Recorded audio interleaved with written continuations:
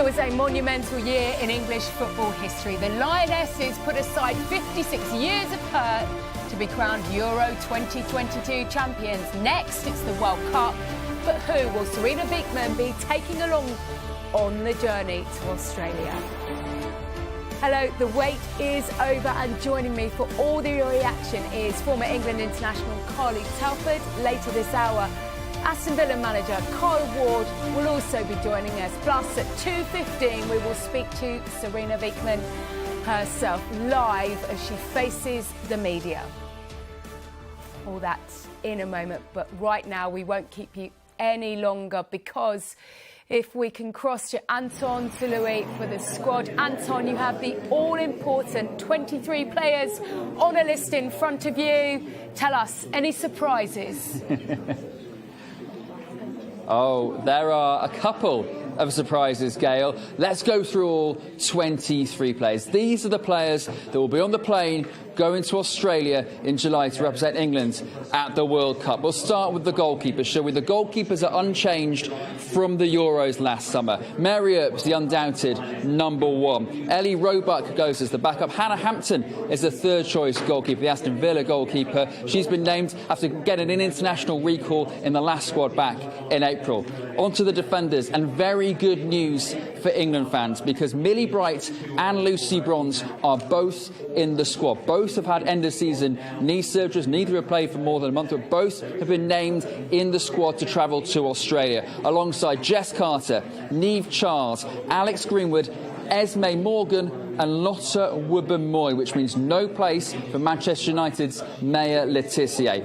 Into the midfield, Laura Coombs, Manchester City, Jordan Nobbs of Aston Villa, both had really strong seasons at domestic level. Georgia Stanway, who's just won Bundesliga out of Bayern Munich, Toone, Keira Walsh and Katie Zelem. Interesting that she's in the squad, left out of the last England squad, but she's in for this one, probably because there's no Leah Williamson, so need another backup holding midfielder in the squad. Katie Zelem gets the nod. And up front, well, there's even more interest. Rachel Daly tops the list.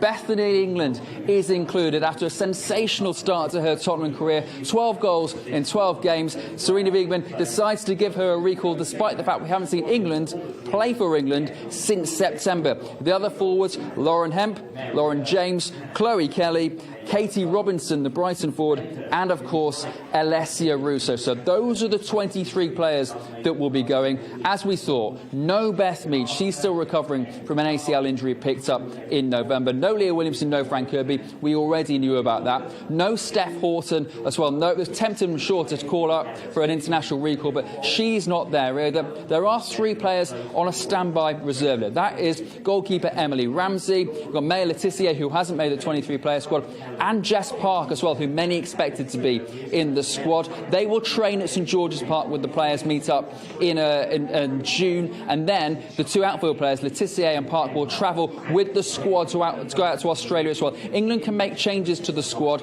until the first game of the tournament. Now, that is only if there are any injuries or illness, but those are the 23 players that will be representing England at the World Cup this summer. Thank you very much, Anton. Carly, you are alongside me. Immediate reaction, who are the names that stick out for you?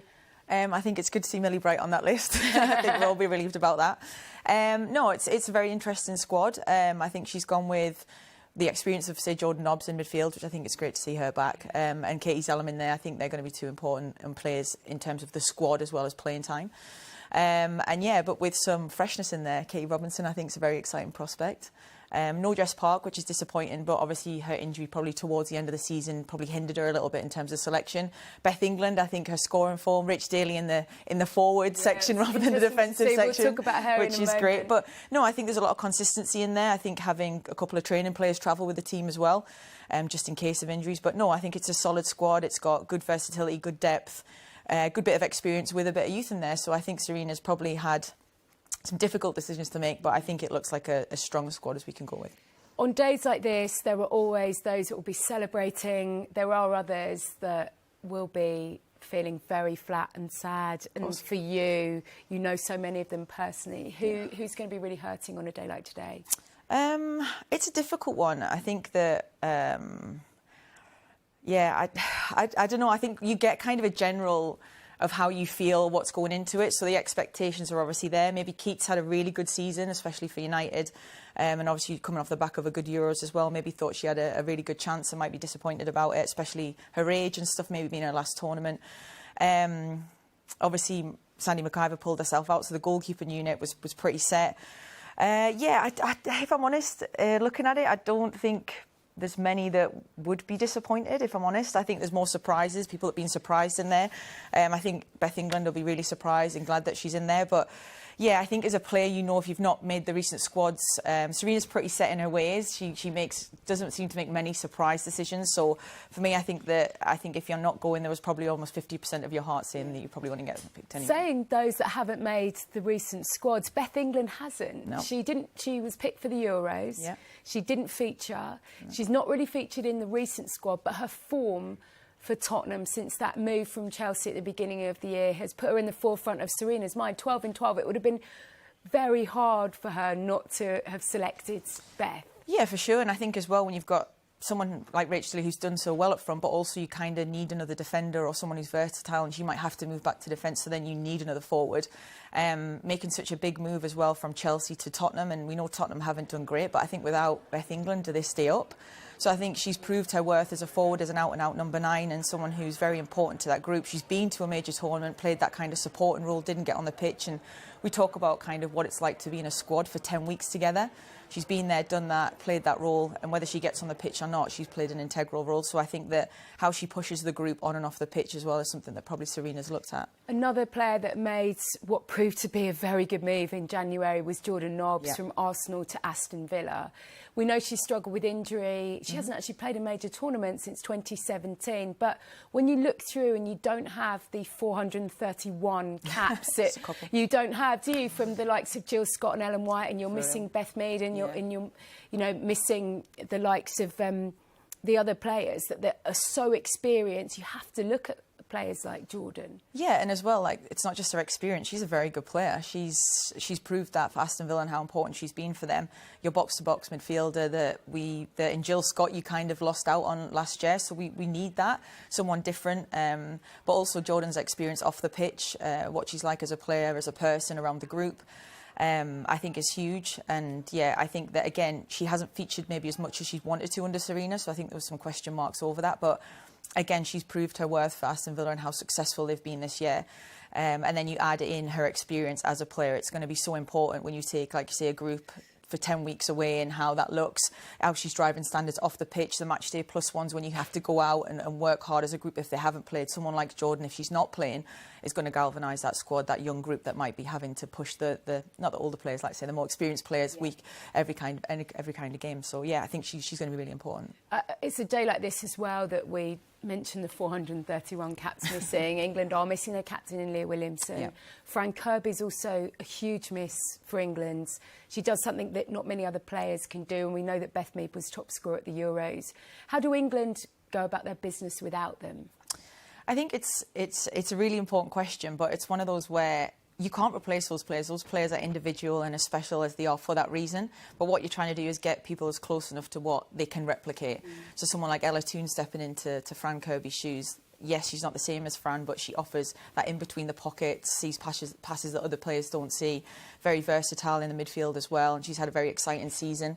Replacing someone like Leah's huge. I don't think you can replace, like, say, a player like her or a person, because it's not just what she does on the pitch, it's off the pitch as well. But if someone like Millie Bright is going to be the captain, we know she's been vice-captain under Leah, so it would be natural for her to step into those shoes. I think she brings a different quality on the pitch. I think she'll do all her talking and how she acts as a captain on the pitch and the way she plays.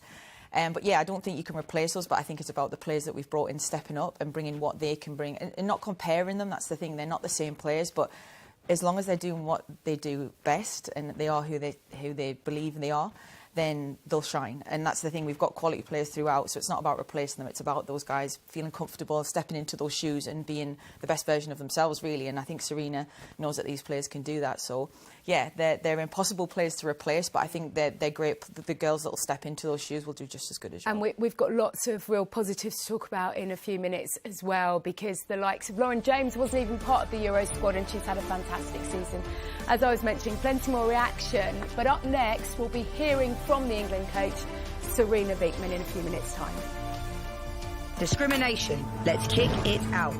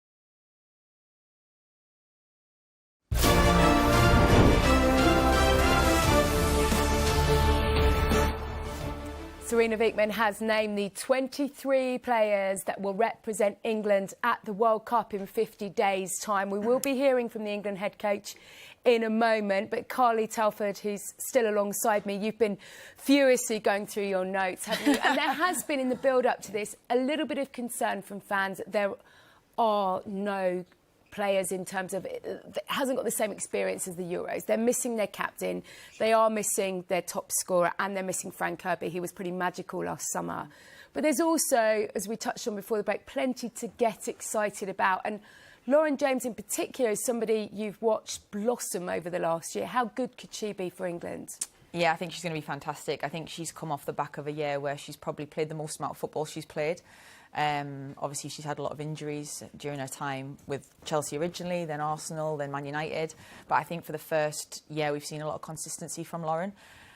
We forget her age and how young she is, but also how she's, like you say, blossoming into the player that she's becoming. She adds that extra bit of, I don't know, dazzle that I think you need in a squad and in a team, and a little bit of excitement. And yeah, we are very English sometimes and look at the doom and gloom of everything. But when you look at some of those players and some of the youngsters, I don't know how many teams have players like Lauren James who can come on and change a game the way she can. So I think in terms of Sarina, she's looking at her going, whether she starts or she comes on, I think she's a huge asset to have, and I don't know how many teams would manage to stop her. So yeah, and even if they are stopping her, we've got other players that can hurt teams. And actually, when you look at the form of the likes of Lauren Hemp and Chloe Kelly, remembering off the back of the Euros, Chloe Kelly almost didn't make the Euros because of her ACL injury. They found some real form, and what we've seen in the WSL, particularly over the last few weeks with this running, is it's been tight, hasn't it? These players are used to playing big games that really, really matter, and those players go in red hot form. Yeah, exactly. And yeah, like you said about Chloe coming off the back of an ACL, and the season she's had, the consistency, how fit she stayed. She hasn't had any injuries, touch wood. It's great for her, and she's running into Australia flying, which is what we want to see, because, like you say, you're trying to, if we're going to talk about replacing players that are Beth Mead, etc. So, and then Hempel's had a good season, a steady season. That's the thing, coming off the back of a tournament. Players don't realise, or people outside don't realise how difficult it is and how hectic probably their summer and onwards has been. So those players to stay fit and healthy and then have the seasons that they've had has been fantastic to see. So yeah, I think our forward line looks very, very scary, and I think we've got lots of different combinations you can have in there. And again, like, if you can steady the back line and we can keep clean sheets with that mixture, I think, yeah, it's a lethal pool. We're going to talk defenders in a moment, but we hear that Sarina Wiegman is just slowly making her way over to the news conference room. Before we hear from her, give us a sense of what it is like on a day like today for a player. It's hard because, like you say, a lot of the girls are friends. So there's some of you, I remember me and Jill, like, we've been, like, say, friends since we were 12 years old, and she went to tournaments when I didn't. So we would be furiously messaging me, have you had the call? If you have, who was it off? Because sometimes you'd have one member of staff who would make the calls of you're not going, one member of staff that would. So if you'd had the call off, if you hadn't had that call, that name was up your phone, you're thinking, I'm not going. And it's very difficult because, like you say, they're your friends, your teammates, but at the same time, like, everyone will be so supportive, and lots of different things can change. Some of the girls might travel, some will be watching, but yeah, I think whoever's on that team sheet and everyone around them will be supporting them the best way they can. Brilliant. Sarina Wiegman has taken her seat now, so let's have a listen in. She will maybe tell us exactly how she did tell those 23 players that they were going to a World Cup. We're here today for today's FIFA Women's World Cup squad announcements. I'm delighted to be joined by Sarina Wiegman. In terms of structure, we will end with 3 or 4 questions under embargo for this evening. I will give you the heads up as and when that embargo element comes into play. And we will begin with Anton at Sky Sports News, please. Thank you, David. Hi, Sarina. Nice to see you. Yeah, good to see you. How hectic, how stressful have the last 24 hours been? Well, actually, the last week was a little stressful. The last period, because we had to make hard decisions. And it's nice for the ones who are in, it's not nice for the ones who are not in. So, yeah, we've had very good conversations with the technical staff. We follow the players really well. But it has been really hard. Tough decisions? Yeah, of course. Because, we've been with a bigger squad too in spring. And so we've seen lots of players. And actually, they all worked there, they all work so hard to get in the squad, and lots of them do play really well, but you have to pick 23. let's start with the players that are in the squad. Lucy Bronze and Millie Bright. Lots of fans will be very happy to see their names on the list, but how fit are they? Yeah, well, Lucy's fit. She's fully in training. She's getting ready for the final this Saturday. And Millie is in a good place, so we're positive. She's still building, but we have some time, and so she'll be with us too. But we need to build a little more. But it looks good. How important is it to have those two fit and match fit going into the tournament? Well, of course you want them in because they had an important role for the team. And they had impact, but you never know what happens in football. So we think of the squad now. Who do we have? What positions can the players play? And what's the next step? So we always prepared with them and without them. Without Leah Williamson being in the squad, first off, how disappointing is it that she isn't there? And secondly, who's going to captain? Yeah, of course, for her, most of all for her, is very, very disappointing and very sad. But that's the same for Fran and the same for Beth Mead. But you have to move on too. So this is unfortunately also part of top sports, that you can get injured. It's a physical game, and you hope, of course, that to make that risk as small as possible. But it can happen, and someone else steps up, and that gives an opportunity for someone else to show and take responsibility. And that's how we approach it. And as you've seen about the captain's role, we had Leah, and then the vice captain was Millie. Mary has done too. So that's how we approach it now. So Millie will, at the moment, lead? Yeah, yeah. You mentioned Beth. Was there ever a chance that Beth Mead could have been in this squad? No, I don't think so. It's Beth. She's so positive, and she's going really well.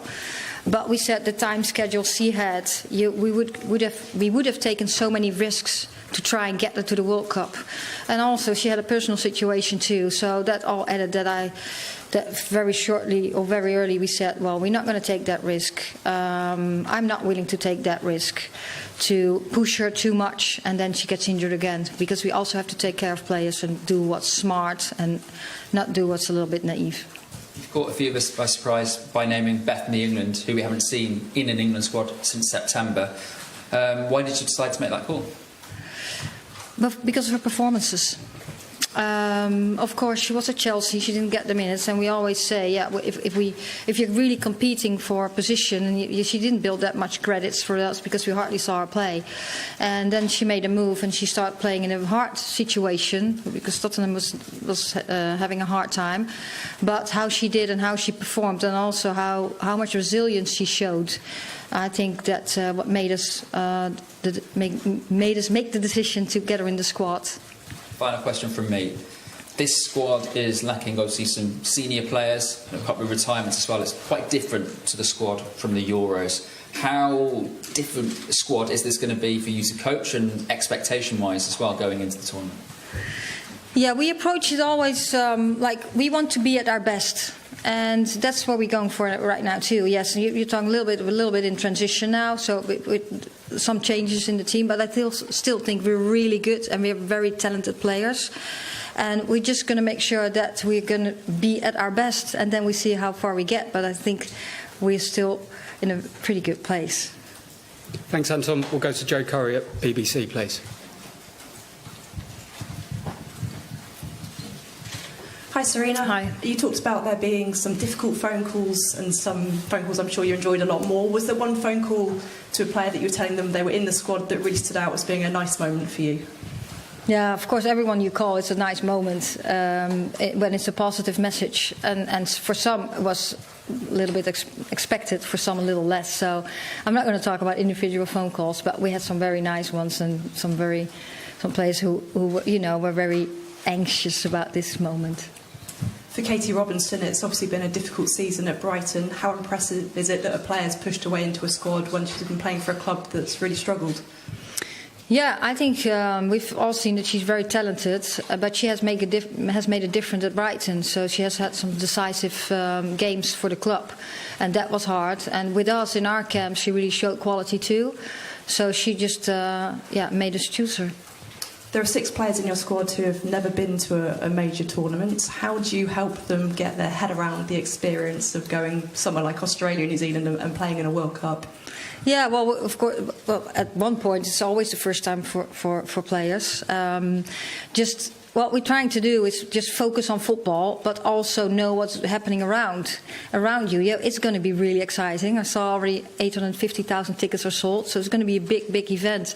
But also bring it back. So, like what you see today here, all these little kids, and they start playing football. That's how everyone started too, and try to get that little kid in yourself on the pitch and play, and try to prepare them as good as possible. So, what's your task? What's your role in the team? Go out there and go play football, and enjoy the moment too.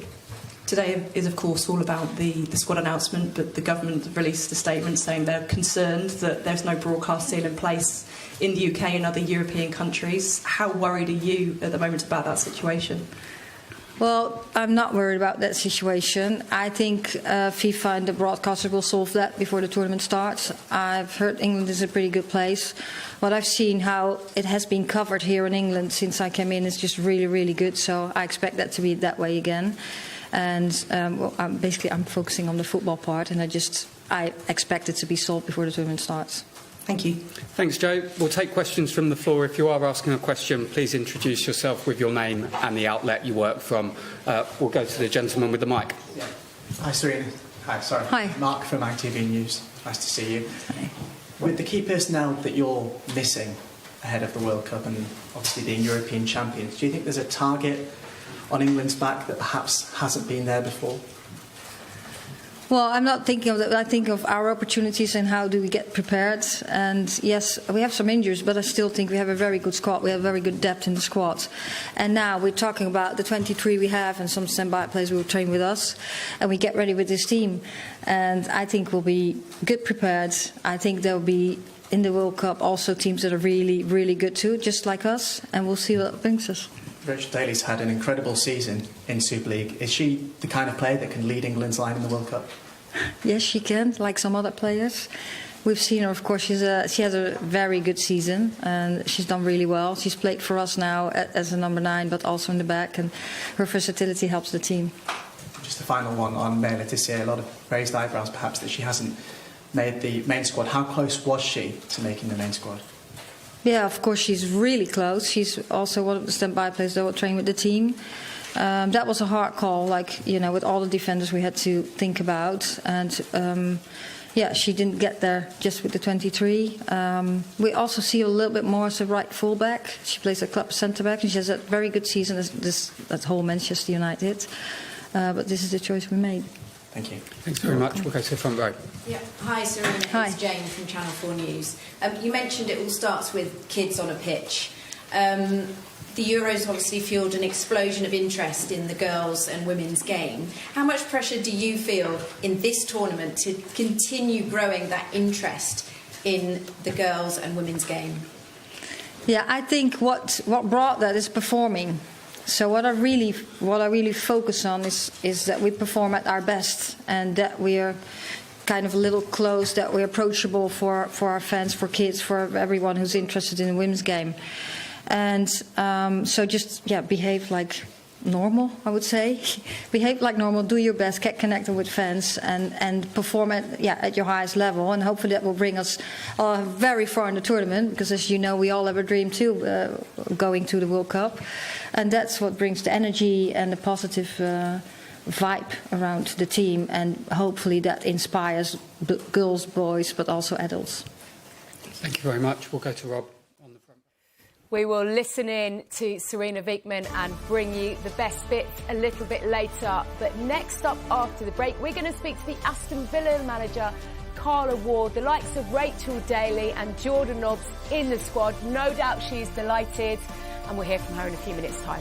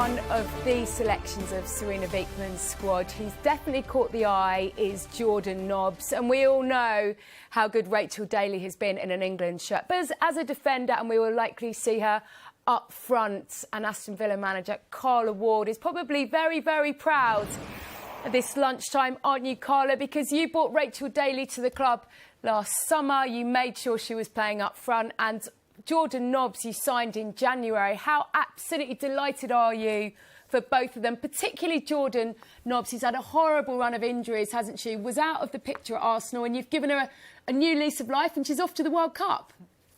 Yeah, listen, I'm delighted for all three, first and foremost. I think when Rach Daly came in, we spoke about the fact she wanted to lead the line for a country. She wanted to come into the WSL and prove to people that she could do it.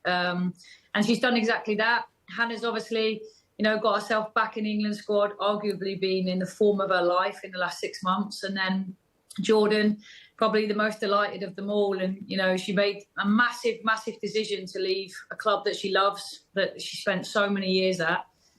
Made a decision in hope that she would get this call, and she has. So it's fair to say she's very, very happy today.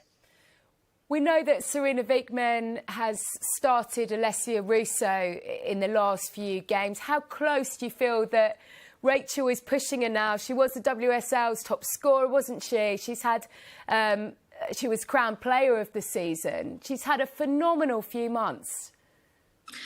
Listen, I think we should be talking about the fact that Rach Daly should be, right now, England's number 9. The amount of goals she scored, 22 goals in 22 games at this level, is not easy.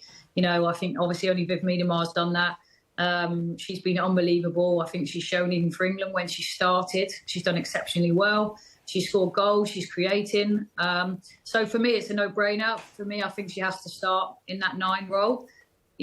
Time will tell whether she does or she doesn't, but she's done unbelievably well. And I think she'll be disappointed if she isn't starting in the 9.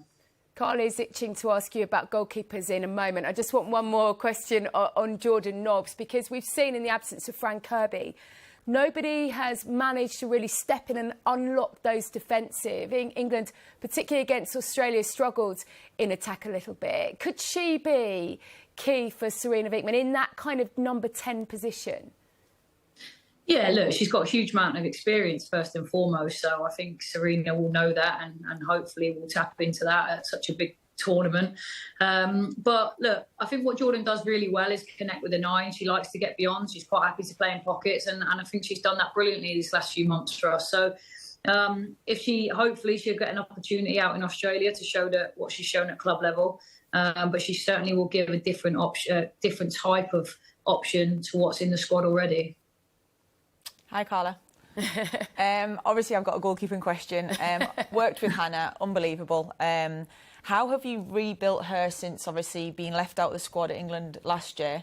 And like you say, go on to have these past 6 months, which she's had, which have been, like you say, some of her best performances. And also how consistent she's been. Like, how have you managed that situation? Do you know what? I think first and foremost, you have to credit Hannah Hampton because, she got left out. She knew there were certain things she needed to work on, both on and off the pitch. And she went away, she rolled her sleeves up and she's done everything that's been asked of her for herself, first and foremost. And she's been excellent. I don't think there's been a better performing keeper in the league. But with Hannah, it is just an arm around her shoulder, letting her know that you'll be with her along the way. Keep reminding her of what she's good at because she's an exceptionally talented individual. And, I think I'm delighted for her because she's worked so hard for this moment. And it's fair to say Sarina's got, a good pool of keepers right now.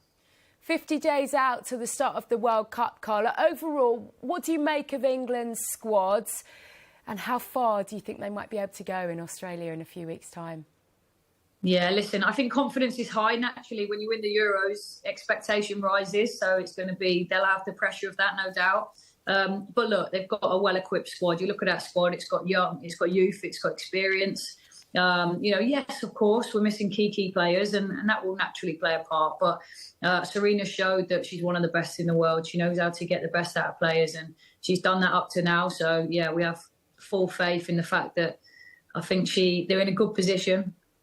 How far they'll go, I'm not sure, but certainly I would imagine we've got to be one of the favourites for sure. Brilliant. Thank you very much for your time this morning, Carla, and congratulations. You've had a fantastic season, and I think we can all see that in the number of Villa players you've got in that England squad, so thank you. Appreciate it. Cheers, both. Let's just recap a little bit on what Sarina Wiegman was saying. You've talked about goalkeepers. Carla picked up that we know Mary Earps is likely to start. She's had another fantastic season. Yeah. FIFA's best, wasn't she? And in front of her, Sarina talked about the fact that she's got every confidence that Lucy Bronze, who she's expecting to play in the Champions League final this weekend, and Millie Bright will be fit and bright. Somebody you know very, very well will captain in the absence of Leah Williamson. First of all, how good to have those two back with that experience. And second of all, Millie Bright as an England captain at a World Cup. try to stop smiling too much. No, it's incredible. And I think having a stable back line in the Euros was huge for England. I think that was probably one of the main reasons. Obviously, we scored a lot of goals as well, but that was the main reason I think that we won. I think how consistent the back six were. If you put Keira Walsh in there, who just sits in front of them and makes them tick over, was huge. I think having Lucy and Millie and Mary from the Euros and having that kind of at least three of those kind of stable. What she does on the other side of the pitch is probably the big question mark on the left-hand side. But again, I think the players that might step in there, the Alex Greenwoods, potentially the Jess Carters, the Niamh Charles, I think, again, the experience they've had at club level will put them in good stead for the World Cup anyway. So it will be interesting, but I do think that having Millie and Lucy back is huge for the team. And what sort of captain do you think Millie will be for England, all being well that she's fit, ready and raring to go? I just think that Millie just does all our talking on the pitch. I think that if you're a player and you're going to follow someone, I think Millie will set the standards in training, set the standards in the game, but also she's a great motivator. She loves winning. She's an out-and-out winner. That's why she's been at Chelsea for so long and been so successful.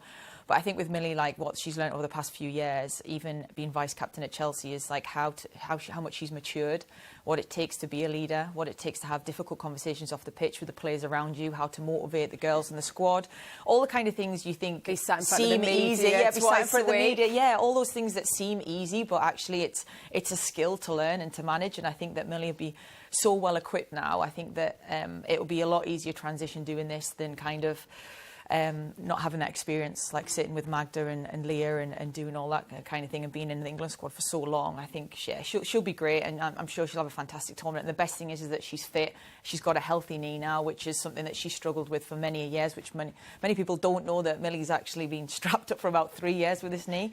So thankfully we're going to have a fully fit Millie Bright, which is also very exciting. What does your back line look like then for that first game against Haiti on the 22nd of July? I think you obviously got Mary in goal. Yeah. I think you've got Lucy and Millie. For me, I'd probably go with the balance of having a left footer in Alex Greenwood at left back, and then who she plays at left back, you've probably got Niamh or Jess if you're going to put Rach Daly in the 9. Yeah. So yeah, they're kind of my 4. It depends if we play any games before the tournament and whether she tinkers a little bit in that position.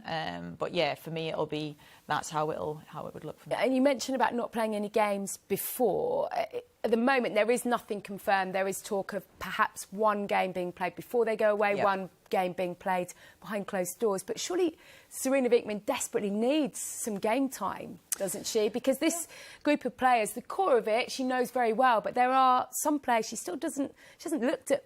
Beth England's, for example, for since the last Euros, really. Yeah, no, definitely. But you could argue that with taking the extra players, they're in-house 11v11s. We know how they're not always the easiest to look at either. So I'm sure they've got a competitive fixture, whether it be here or behind closed doors potentially when they get to Australia. I know it's a thing sometimes we do as nations, is we get together and let's do a behind closed door ones where no one's allowed in, but we kind of can look at each other's squads and whatever. But even Haiti, like, not to say it's a bad thing, but it's a nice, easy game to go into. It's a game that can kind of set the standards. She gets to look at maybe a couple of different combinations. It's not a hugely pressured game. Yes, it's the first one, but we know they're potentially the lowest ranked team in the tournament. So yeah, I think there's lots of things that look. Sarina knows what she's going to do. There's probably a fixture somewhere along the line where she's going to be able to have a look at everyone, and we've got a big long camp where she can look at all the players. But knowing Sarina, she probably knows her starting 11 right now anyway. She does. She'll probably stick with it the whole way through, like she did in the Euros as well. Thanks for the moment, Carly. After the break, we're going to have a closer look at what her midfield options are, and particularly that role that Fran Kirby played in the Euros last year, which England have maybe struggled to fill. and of course who starts up front for England. So we'll see you in a few minutes' time. Together, we can change it.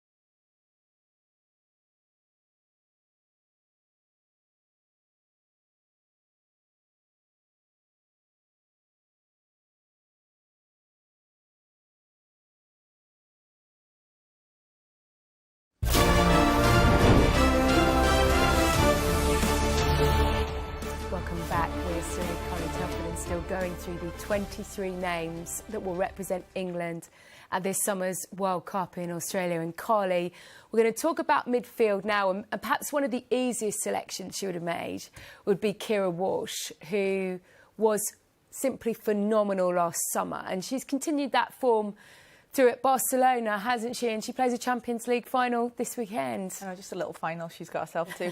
No, she had a fantastic summer, and to then make a big move to a club like Barcelona, and I think maybe she would admit it herself, took a few months to settle in. I think when you're going into a midfield in a club as strong as Barcelona, it probably takes you a little while to settle in. But now that she has settled in, again, she just shows her quality consistently, and I'm really happy for her. She's such a nice girl, and she works so hard, and she's unbelievably talented, and she's been able to show that consistently for Barcelona at the top level, surrounded by top players.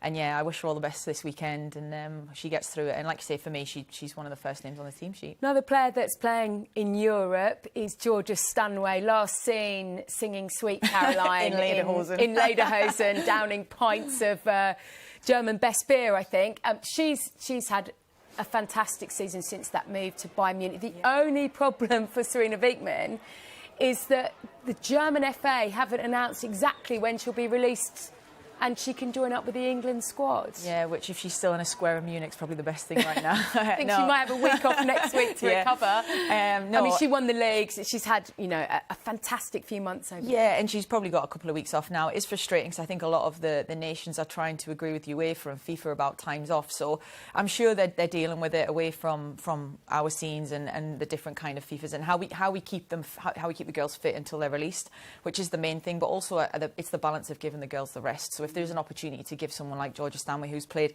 consistently for Bayern Munich and has been one of their standout players this season, if you can maybe get her an extra couple of days off, which you might need after this weekend, is probably an important thing as well. And Sarina will have a plan. She knows that there's going to be different people coming in at different times, at different levels of fitness, have played different amounts of time throughout the season. So, look, she plans to the ultimate last dot, and I think that it'll be a small bump in the road, and there'll be a backup plan. And you expect Walsh and Stanway to start in that midfield, and as we mentioned to Carla, there's still a question mark over who plays further forward, isn't there? We touched on Jordan Nobbs before. Katie Zelem comes into the picture as well, doesn't she? Runner-up in the WSL, played the FA Cup final and lost, obviously, to Chelsea. Was part of Sarina Wiegman's squad to the very last cut-off last year. What have you seen from her, and is she ready to sort of command a starting role? I think with Zelem, like the thing is with the last squad as well. If you got to remember that was the last opportunity to look at players, so you don't know if she's seen enough of Zelem and just was kind of like, look, sit this one out. We need to look at other players because Kate's been around the squad for a lot of years now, so she knows what she's capable of doing. But knowing Zell as well, she'd have took that and said, right, I'm going to prove you wrong, which she's got a hold of kind of her whole team really and galvanised them towards the end of the season. One, she's a very experienced player. She's captain of a huge club. I think the leadership role she'll have within that kind of squad, that Lioness squad, will be huge, and I think they've probably looked at that and thought we need someone like Zell in there again who can galvanise maybe if she's not starting the players around her because she's a leader naturally, but also she's a very good player and she's proved that where you put her in that midfield.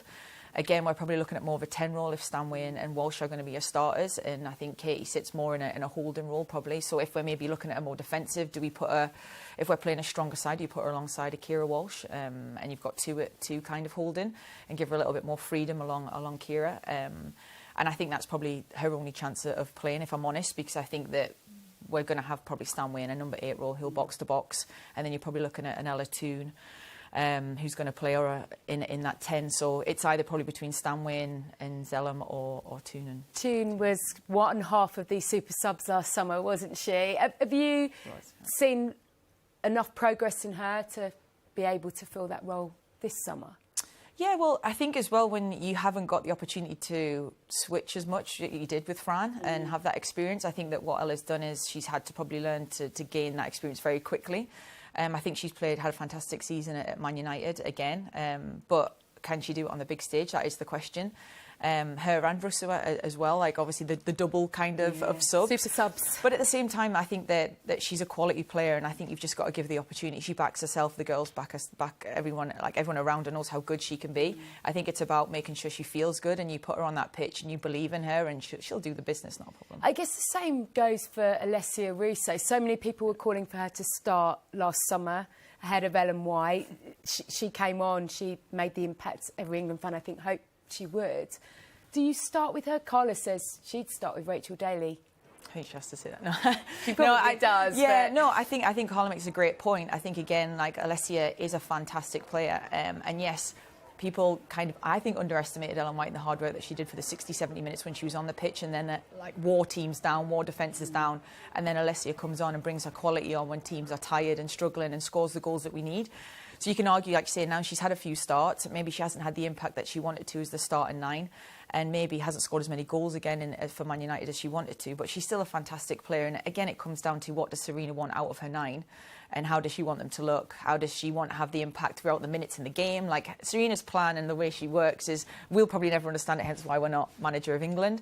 But I think that whatever plan she's got for both of those players, will make sure we get the best out of both of them, which is the most important thing. We were talking upstairs how hard it's going to be for those players. Yes, they're representing their country and they're going to a World Cup, but particularly those players that aren't automatic selections. And what you said you really liked about Sarina's coaching is that everybody knows their role within that team. They can be under no illusions if they're going to be starting, if they're going to be on the bench, or if they're not even going to kind of make the bench. Yeah, I think as a footballer, clarity is the best thing, especially when you're about to go away for 10 weeks. If you're stepping on that plane, not knowing your role, not knowing where you sit in the team, and sometimes people can say it's brutal to like not even step on the pitch, but you know you're going to be a sub or you might not play any minutes, but you can kind of get your head around that then, and you can set yourself up and be like, right, this is my job, this is how I'm going to support the team, this is how I'm going to support my teammates, my friends around me. And that's kind of the best place to be, because then for those next kind of 6 to 10 weeks, you are just focused on your job. And I think that's what Sarina did in the Euros so well. And everyone knew their jobs, knew their roles, had their clarity, and just got down to business. There was no knocking on the doors, difficult conversations, which is another kind of energy sapper, as we like to call it. And when you're in a squad like that, you can't have, all your energy needs to be on the team and on winning. So if you've got people in there who are unsure and are having difficult conversations with each other, with families, with teammates, it can be a little bit hard. And yes, there's going to be difficult moments with him, but also like sometimes if you're told you're not going to play and then all of a sudden you're playing as well, it's that surprise element where now actually I get to prove myself. So I think sometimes having those conversations early on are the best thing in a squad that's going to go away for like say 7 to 10 weeks together. Would you want any other coach? No. In charge of England? Not at this moment in time, no. I think you can argue maybe in the future there's the Emma Hayeses, the Casey Stoneys, the Carla Wards, in fact, that you could throw their hats in there. But right now, I think Sarina is the best in the world at what she does. She has done it consistently for 3-4 years.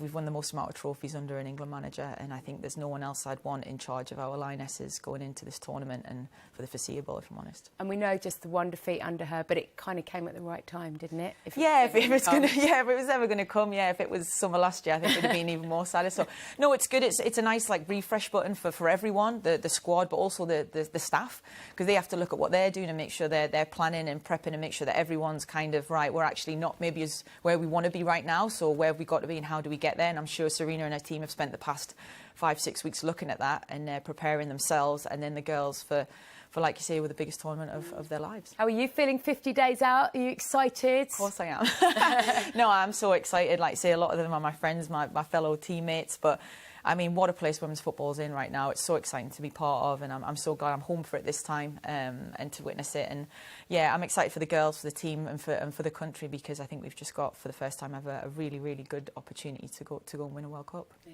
amazing, amazing. You might even be out there as a fan, you said. Yeah, if I can. Me and Jill maybe promised ourselves we'd go as fans one day, because all we've done is sit in a locker room and not enjoy and watch our friends and family do it. So yeah, potentially I'll go out there and enjoy it as a fan. Well, I'm going to leave you with the words of Millie Bright. She's just tweeted, "Let's go Lionesses." What more is there to say, really?